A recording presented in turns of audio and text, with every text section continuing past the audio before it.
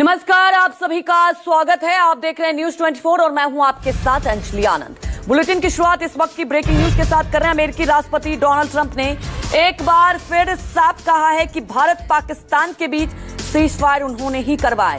एक दो बार नहीं बल्कि 11वीं बार ट्रंप ने सीजफायर का दावा किया। ट्रंप ने सिर्फ इतना ही नहीं कहा, ट्रंप ने यह भी कहा है कि अगर उन्होंने युद्ध नहीं रुकवाया होता तो सब कुछ परमाणु आपदा में बदल सकता था।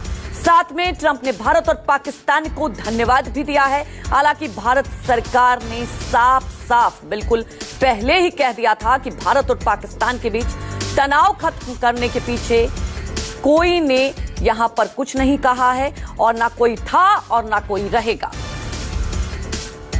We stopped India and Pakistan from fighting. I believe that could have turned out into a nuclear disaster. And I want to thank the leaders of India, the leaders of Pakistan, and I want to thank my people also. We talk trade.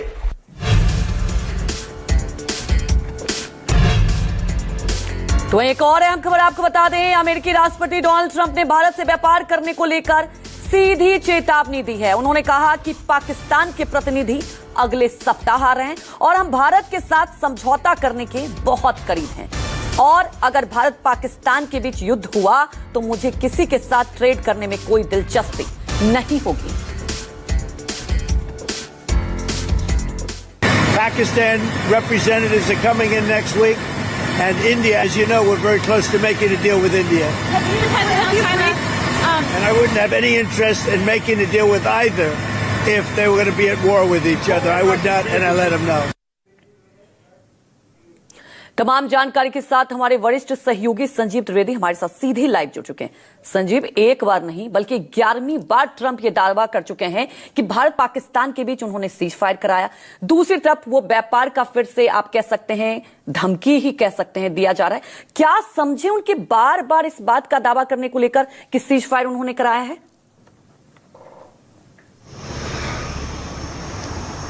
इस बात को हमें अब समझ लेने की ज़रूरत है कि ट्रंप दरअसल बोल किसको रहे हैं, किसे संबोधित वो कर रहे हैं।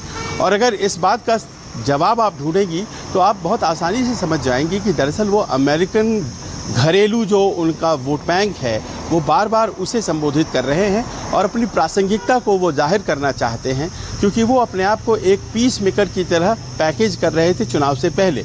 लेकिन वो रूस और यूक्रेन की युद्ध नहीं रुकवा पाए, इजराइल हमास का युद्ध नहीं रुकवा पाए और ऐसे में भारत और पाकिस्तान का संघर्ष जो थम गया वो अपने खाते में वो कर लेना चाहते हैं, पर ये उनकी अपनी इच्छा हो सकती है।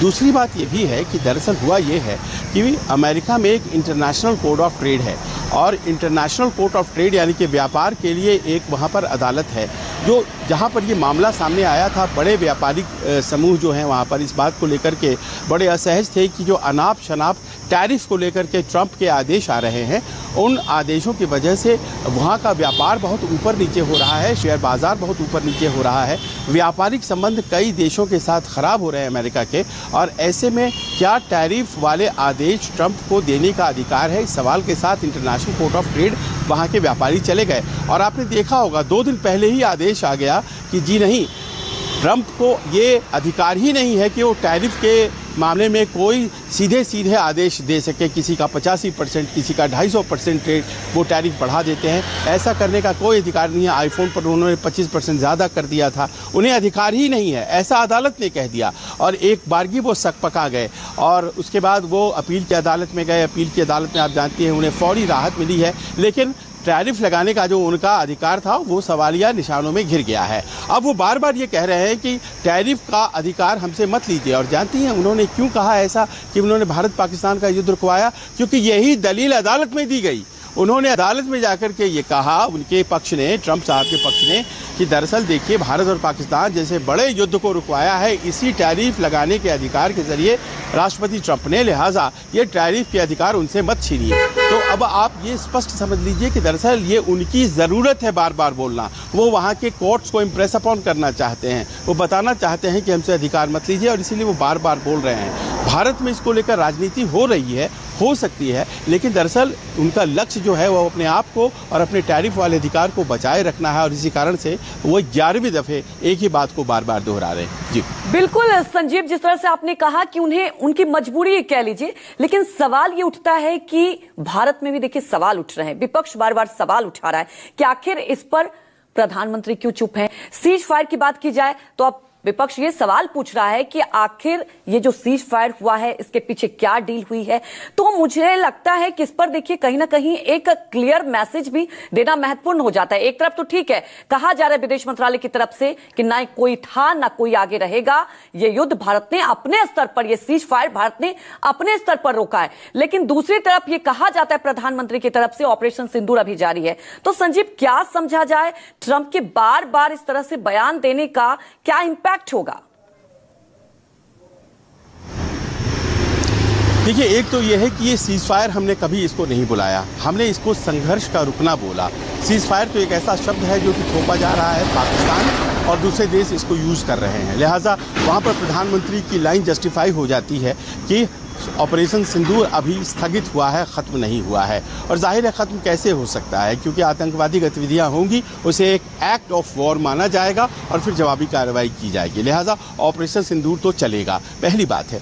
दूसरी बात यह है कि इस बात पर ध्यान देने की जरूरत है कि कई मौकों पर, कई स्तरों पर प्रधानमंत्री और विदेश मंत्री इन दोनों ने इस बात को कहा है कि भारत और पाकिस्तान के बीच का जो संघर्ष है वो भारत और पाकिस्तान के चाहने से खत्म हुआ।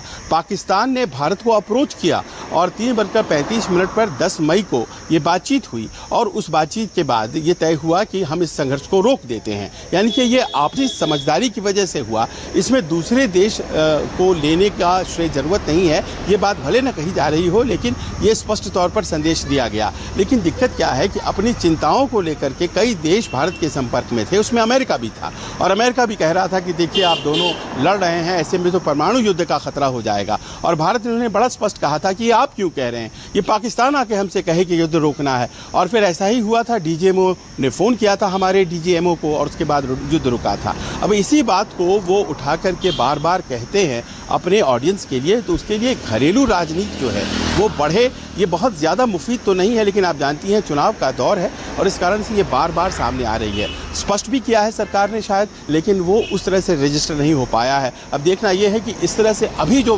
फिर से 11वीं दफ़ा उन्होंने कहा है, तो क्या इस पर विदेश मंत्रालय या फिर भारत सरकार प्रधानमंत्री कार्यालय के स्तर पर कुछ जवाब लेकर के आती है या फिर वो खामोश रह जाती है। जी बिल्कुल, जैसा कि आपने कहा कि स्पष्ट तो किया गया, लेकिन इस पर देखिए राजनीति हो रही है। और इसी बीच एक और अहम खबर आपको बता दें।